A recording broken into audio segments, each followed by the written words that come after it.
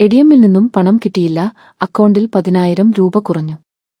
നിയമ പോരാട്ടത്തിൽ കിട്ടിയത് 3 ലക്ഷം രൂപ. 9 വർഷം മുമ്പ് എടിഎമ്മിൽ നിന്ന് പിൻവലിക്കാനായി ശ്രമിച്ച് 10,000 രൂപ നഷ്ടപ്പെട്ട കേസിൽ നീണ്ട നിയമ പോരാട്ടത്തിനൊടുവിൽ യുവാവിന് ലഭിച്ചത് 3 ലക്ഷം രൂപ. 2017 ഫെബ്രുവരിയിൽ എസ്ബിഐ എടിഎമ്മിൽ 10,000 രൂപ പിൻവലിക്കാനായി യുവാവ് എത്തി. എടിഎമ്മിൽ നിന്നും പണം ലഭിച്ചില്ല. എന്നാൽ ബാങ്ക് അക്കൗണ്ടിൽ നിന്നും 10,000 കുറഞ്ഞു.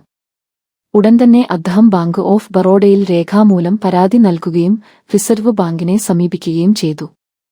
പണം പിൻവലിക്കാന് ശ്രമിച്ച സമയത്തെ സിസിടിവി ദൃശ്യങ്ങൾക്കായി വിവരാവകാശ പ്രകാരം അപേക്ഷ നൽകിയെങ്കിലും അധികാരികളിൽ നിന്ന് അനുകൂലമായ മറുപടി ലഭിച്ചില്ല. തുടർന്ന് അദ്ദേഹം ഉപഭോക്തൃ ഫോറത്തെ സമീപിച്ചു. എടിഎം എസ്ബിഐയുടേതാണെന്നും ഇടപാട് വിജയകരമാണെന്നുമാണ് ബാങ്ക് കോടതിയിൽ വാദിച്ചത്. എന്നാൽ ഇടപാട് പരാജയപ്പെട്ടില്ലെന്ന് തെളിയിക്കേണ്ട ഉത്തരവാദിത്വം ബാങ്കിനുണ്ടെന്ന് നിരീക്ഷിച്ച കോടതി ഈ വാദങ്ങളെ തള്ളി. ആർബിഐ ചട്ടപ്രകാരം ഇടപാട് പരാജയപ്പെട്ടാൽ 5 ദിവസത്തിനുള്ളിൽ തുക ഉപഭോക്താവിന് തിരികെ നൽകേണ്ടതുണ്ട്.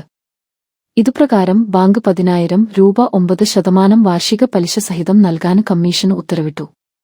കൂടാതെ പരാതി പരിഹരിക്കാന് വൈകിയ ഓരോ ദിവസത്തിനും 100 രൂപ വീതം നഷ്ടപരിഹാരം നൽകണമെന്നും കർക്കശനില കോടതി മുന്നോട്ടുവച്ചു. 2026 ഫെബ്രുവരി ആയപ്പോഴേക്കും വൈകിയ ദിവസങ്ങളുടെ എണ്ണം 3,288 ആയി.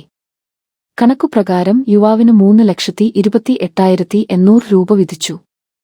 പിഴത്തുകയ്ക്കു പുറമേ മാനസിക വിഷമത്തിനും 3,000 രൂപയും കോടതി ചിലവിനായി 2,000 രൂപയും ബാങ്ക് നൽകണം.